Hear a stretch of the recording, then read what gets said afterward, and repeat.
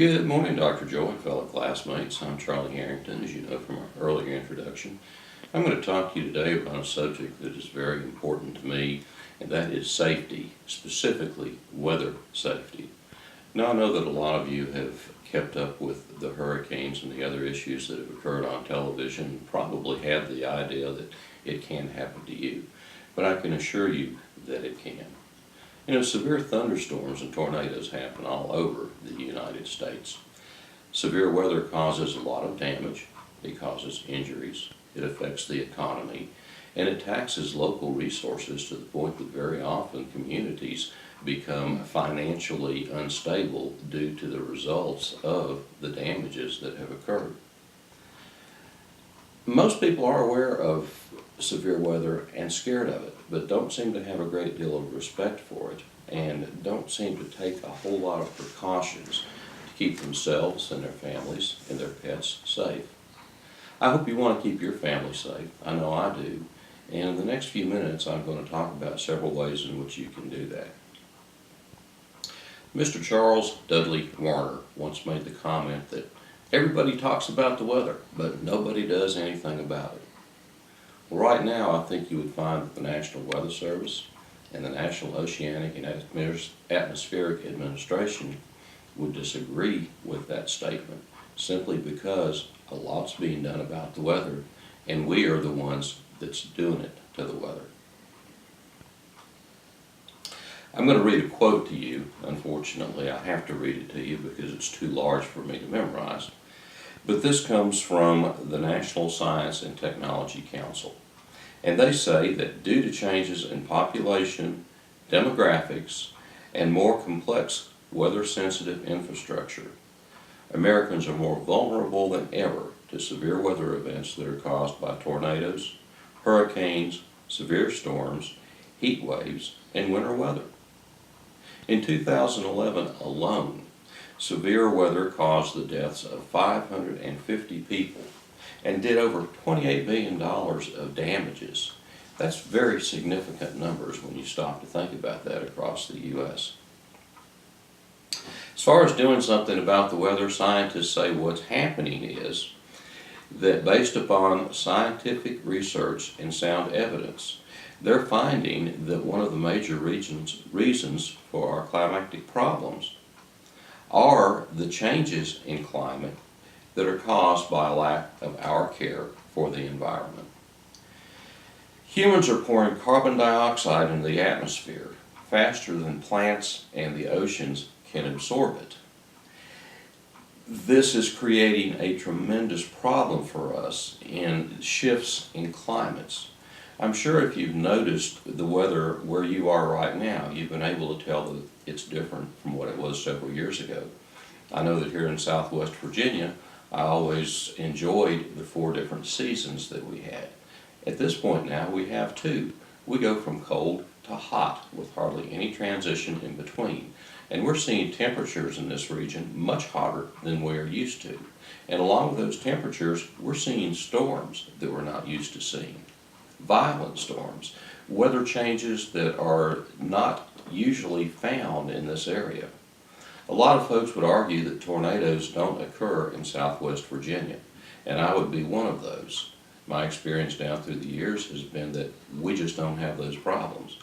But in 2011, in a county adjoining me, there was a tornado that hit that killed 4 people, did billions of dollars worth of damage, and as I say, it borders the county that I'm in, and it actually affected some of the homes here in Smith County. So tornadoes certainly are a reality, and with weather patterns shifting, we're seeing this more and more. National Weather Service points out that since 1950, when they first started keeping a record of these types of events, that there have been 132 tornadoes in Virginia alone.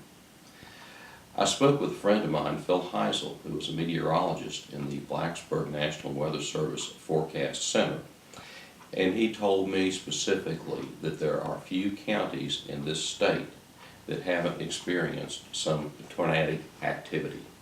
That's something you need to give some serious thought to.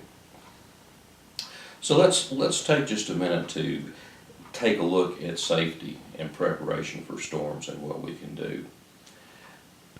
I know that everyone knows how dangerous lightning is. In fact, I remember in the 60s at Virginia Beach when the governor of Virginia's daughter was struck and killed by lightning while on vacation.